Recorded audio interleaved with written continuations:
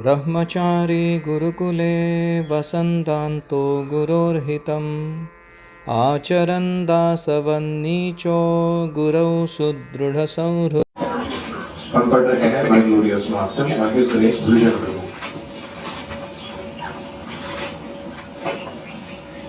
मायापुर 1976।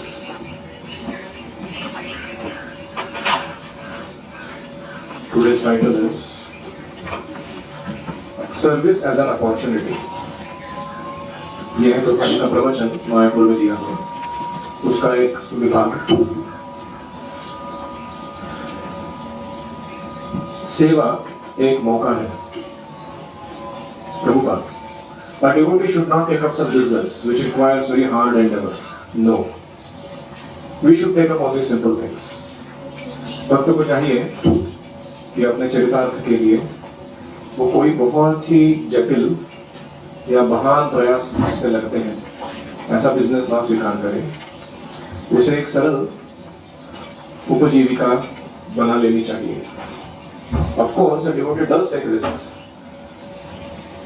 हाँ, भक्तगण खतरा उठाते हैं, just like Hanuman, the servant of Lord Ramchandra. जैसे हनुमान जी हैं, भगवान राम के सेवक।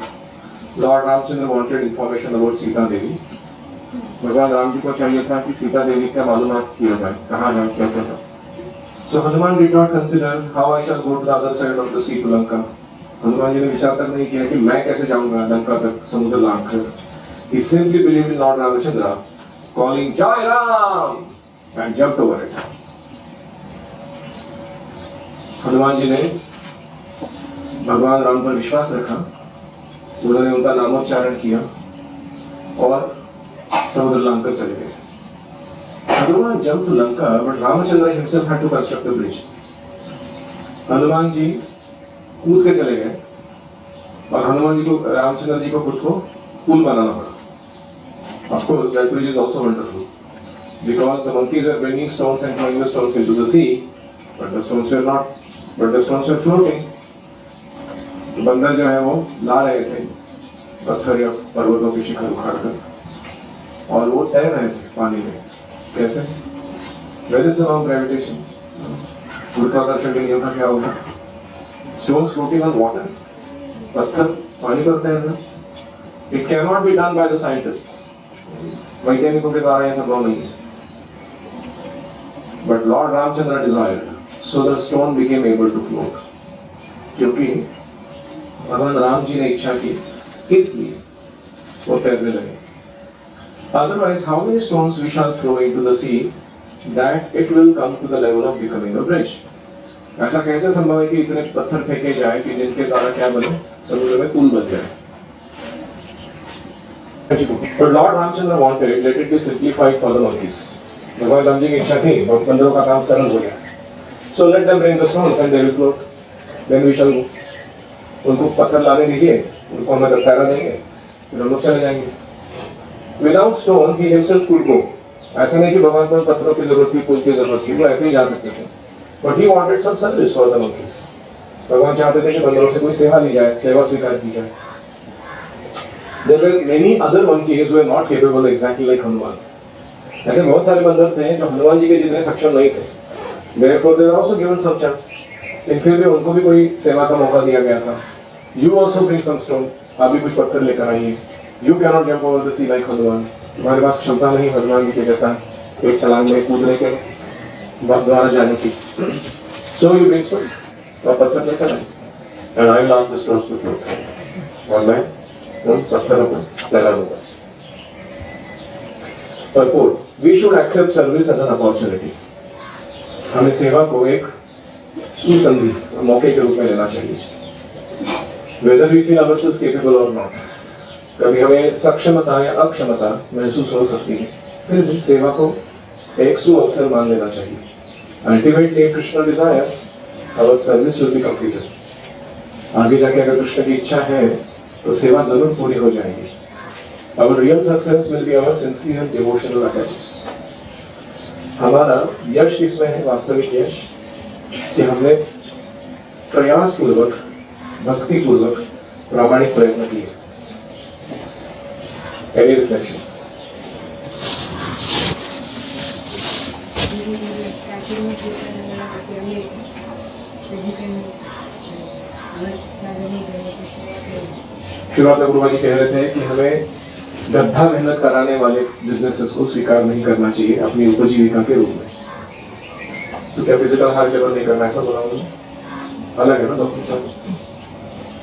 कोई उदाहरण दे सकते हो ऐसे बिजनेसेस जो बहुत ही गद्दा मेहनत करवाते हैं, पैसे भी देते हैं शायद ज्यादा, लेकिन वो we are playing with our life, risk उठा रहे हैं हम लोग, और खास करके हमारा समय जो है वो भक्तों के संग में बीत रहा है ज्यादा, और खास करके वो सारा लाइफ का वाइटल एनर्जी, प्राण शक्ति जो है वो केवल किसी भौतिक कार्य में लगा है, भक्ति में सेवा के लिए बहुत कम चाहते हैं। स्टॉक मार्केट वो रिस्क उठाने का काम है, मेहनत पता नहीं कितनी, मेंटल वर्क बहुत ज्यादा है।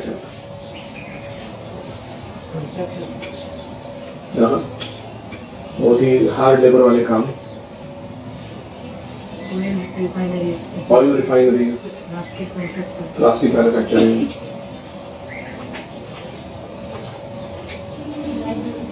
नाइट ड्यूटीज सबसे बेकार होता है। नाइट ड्यूटी लोग सोते नहीं, रात को काम करते हैं और सुबह आके 6 बजे सो जाते हैं घर में, और आरती के टाइम 12 बजे तक सोते हैं।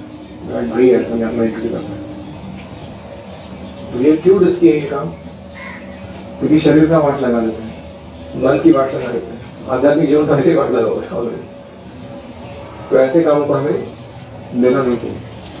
आप थोड़ा प्रयास करोगे तो आप अपने लिए अच्छा बिजनेस सेटअप कर सकते हो, या कोई ऐसा जॉब ले सकते हो जैसे टीचिंग है। अभी आप एग्जाम्पल दीजिए कि आसान जॉब है लेकिन भक्ति के लिए भी पूरक, ऐसे जॉब्स के नाम बताइए। गुरुकुल चलाना, फार्मिंग, गो सेवा, और कोई रेस्टोरेंट या कुकिंग एंड डिस्ट्रीब्यूटिंग फूड, प्रसारण, टेम्पल में, टेम्पल जो बिजनेस है।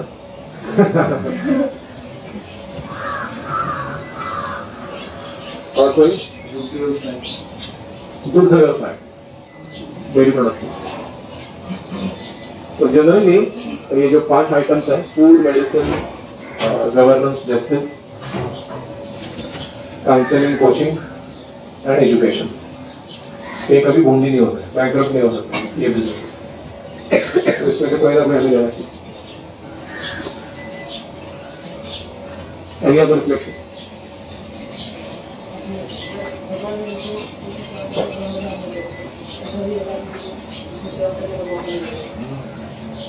भगवान हमारी सक्षमता अक्षमता को नहीं देखते हैं, तो हमको सेवा का बहुत सारा सुअवसर देते रहते हैं, और हमको क्या करना है?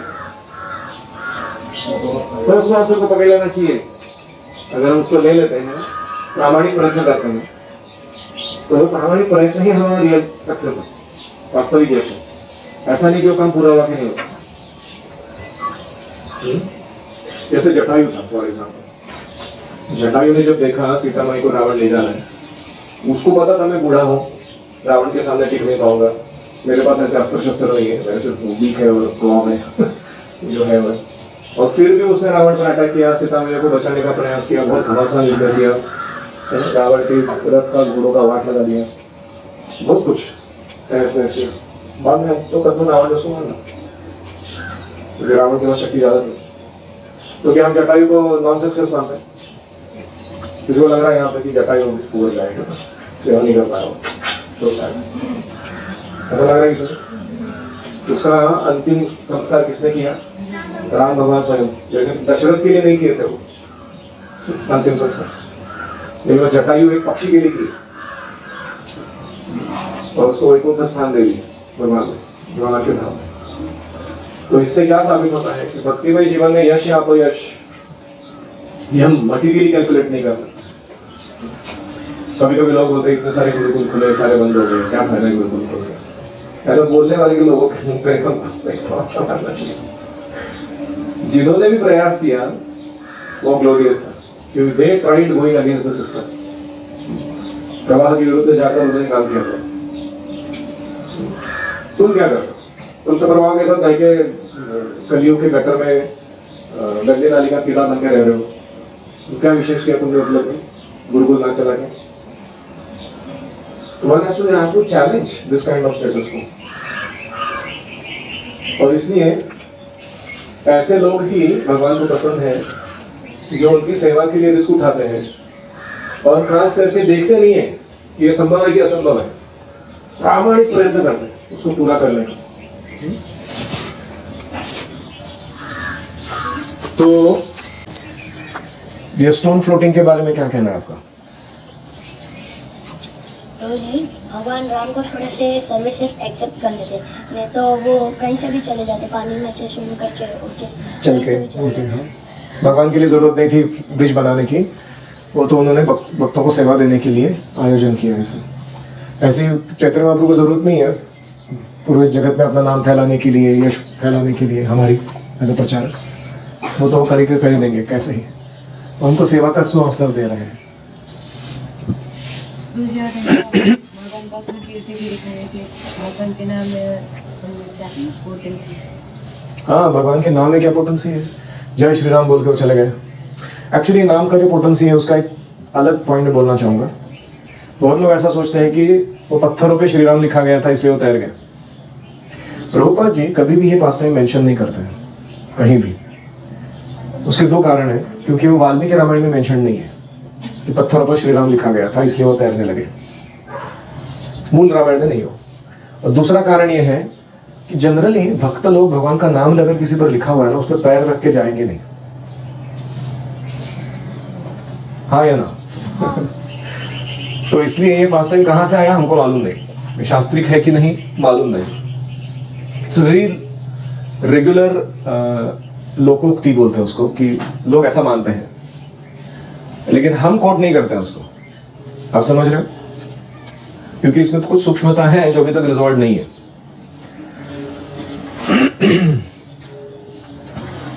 तो प्रभुपाद जी यहाँ पे लिखते समय कहीं वो वर्णन नहीं करते कि स्टोन पे श्री राम लिखा गया था, है कि नहीं? वो सिर्फ ऐसा बोलते हैं कि भगवान की इच्छा से वो तैर गए। वो सारे स्टोन्स कैसे तैर गए? भगवान रामचंद्र ने इच्छा की तैर जाओ, वो तैर गए। एक और point, if Krishna desires, our service will be completed. Very nice. Ultimately. तो हम कुछ प्रयास कर रहे हैं, जैसे आप में से कुछ लोग हैं वो संगीत सीखना चाहते हैं, लेकिन सुर ताल लय आ ही नहीं रहा कहीं से। बहुत है एफर्ट मार लिया, सब कुछ तिकड़म लगा लिए। कुछ लोग हैं मैथ्स या कोई ऐसा पर्टिकुलर सब्जेक्ट है, वैदिक विद्या या कला, बहुत प्रयास कर रहे हो कि मेरे को आ जाए वो चीज़। कभी कभी होता है, कभी नहीं होता वो पूरा अपने प्रयास के द्वारा। तो हमें फिर भी खुश रहना चाहिए ये मानकर कि कृष्ण को मुझे वो नहीं देना है, वो स्किल। मेरा कुछ अलग सेवा है। जैसे मुझे भी बहुत सारी चीज़ें नहीं आती फॉर एग्जाम्पल, तो मैं ऐसा मानकर बैठ जाऊं कि मैं इसके कारण अपयश या आई am not doing my best, क्यों? क्योंकि वो आता ही नहीं मेरे को करना। तो ऐसा नहीं है, मुझे जो आता है उसमें मुझे बेस्ट करना है। तो इसलिए डिप्रेशन में जाने की जरूरत नहीं है लाइफ में। कभी कभी ऐसा होता है कि आप किसी चीज़ के लिए बहुत प्रयास करते हो, जैसे मार्क्स लाने के लिए प्रयास करते हैं फॉर एग्जाम्पल, होता नहीं है, तो लोग हताश होते हैं, भगवान को कोसते हैं, क्या भगवान इतना माला किया जब मैंने कुछ नहीं हुआ मेरा। तो ये भक्त नहीं करता ऐसे कभी, क्योंकि वो पता चल जाता है कि कृष्ण मुझे इस मार्ग से जाकर यश देना नहीं चाहते। इसका सर्वोत्कृष्ट उदाहरण है प्रभुपाद जी। 1922 में भक्तिसिद्धांत सरस्वती से मिले, 1933 में दीक्षा लिए, 4 बार इंस्ट्रक्शन मिला प्रचार करो, प्रिंट करो, पुस्तक छापो। लेकिन 1922 से लेकर 1965 तक 43-44 ईयर्स प्रभुपाद जी को कुछ ज्यादा यश नहीं मिला। हालांकि उन्होंने प्रयास बहुत किया भारतीयों को प्रचार करने के लिए, अपने परिवारजनों को भक्त बनाने के लिए, अपने बिजनेस को ऐसा चलाने के लिए ताकि भगवान की सेवा में चंदा इकट्ठा हो सके, गुरु को दक्षिणा दी जा सके, मंदिर बनाए जा सके। बहुत अलग अलग प्रयास किए प्रभुपाद जी ने, उतना यश नहीं मिला। यहाँ तक कि उन्होंने अपने गॉड ब्रदर्स के साथ मिलके उनके ही गौड़िया मठ के अंदर रह के अच्छा प्रचार बढ़ाने के लिए बहुत सारे आयोजन किए, लेकिन उनको उनके गॉड ब्रदर्स ने भी साथ नहीं दिया, धुतकारा, अपमानित किया, अपनी चलानी चाहिए, या फिर उनको बोला कि आपके सारे आइडियाज बहुत ही लॉफ्टी है, हमारा इतना कैपेसिटी नहीं आपको झेल पाने का, प्रचार वचार हम ऐसा नहीं कर पाएंगे। तो ये सारा अपयश के बाद अपयश के बाद अपयश आने के बाद प्रभुपाद जी ने क्या समझ लिया कि कृष्ण मुझे भारत में यश नहीं देना चाहता। Very simple. मैं कितना भी यहाँ प्रयास करूँ, I am not going to become successful. क्यों? क्योंकि वो मेरे गुरु के आदेश के अनुसार नहीं था। उन्होंने कहा है कि पाश्चात्य जगत में जाके प्रचार करो। तो फिर प्रभुपाद साहस करके हनुमान जी के जैसे जंप मार के समुद्र लांग कर कहाँ चले गए? अमेरिका चले गए, जलदूत पर हार्ट अटैक झेलते हुए। जनरली हम कोई भी बड़ा काम करने निकलते हैं ना, उसमें अपयश बहुत आते हैं। शुरुआत में ऐसा सेटबैक आता है, घमासान एकदम, ऐसा लगता है कि काम छोड़ दो, और वो हमारा सबसे बड़ा टेस्ट होता है। जैसे मैंने जब गुरुकुल शुरू किया था तो 1-1.5 साल चलाने के बाद मेरे ही अथॉरिटीज ने उसको बंद करा दिया, सक्सेसफुली क्लोज इट डाउन। या हमारा जब विवाह हुआ था इतना बवाल मचा दिया कि it becomes very difficult to put trust in us as educators. तो फिर भी हमने सोचा कि ठीक है, यश देना नहीं देना भगवान के हाथ में है, हम अपना काम करते हैं, 2 लोगों से वापस चालू करते हैं। और कुछ ऐसे महान थे लोग जिनको हम पे ट्रस्ट था इतना सारा होने के बाद भी। हरे कृष्णा और उनके फादर मदर, उन्होंने भेज दिया 2 लड़कों को, उधर से चालू किए वापस। तो बहुत बार ऐसा होगा कि आप शुरू करते हो कोई चीज, शुरुआत में इतना बड़ा अपयश आ जाता है कि आपको लगता है भैया ये तो मेरे से होने वाला नहीं है। जैसे प्रभुपाद जी निकले थे पाश्चात्य जगत में प्रचार करने के लिए, पहले के आगे 2 हार्ट अटैक एक ही जर्नी में। कोई भी बूढ़ा व्यक्ति सोचेगा कि भैया मिशन बाद में देखते हैं, पहला घर जाके थोड़ा सेहत ठीक कर लेते हैं। है कि नहीं? सो डोंट गेट डिस्टर्ब्ड, क्योंकि तुम अगर किसी महान काम पर निकले हो तो कृष्ण या पूरी प्रकृति जो है वो टेस्ट करते हैं पहले कि will this guy survive if given no success. तो अगर वो सर्वाइव करता है तो उनको इंडिकेशन मिल जाता है कि he is very genuine, very sincere about that desire, उसका प्रामाणिक इच्छा है वो करने का। तो इसलिए वी शुड ट्राई। और कभी कभी अपयश इसलिए भी आते हैं कि हमको वो नहीं करना चाहिए था।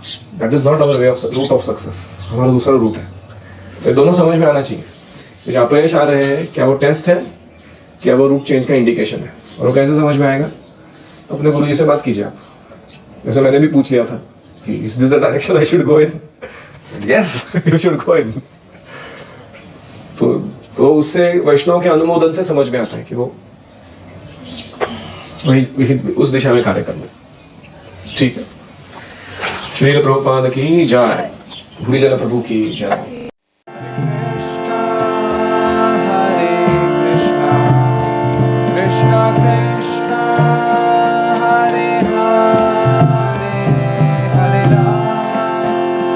Hare Rama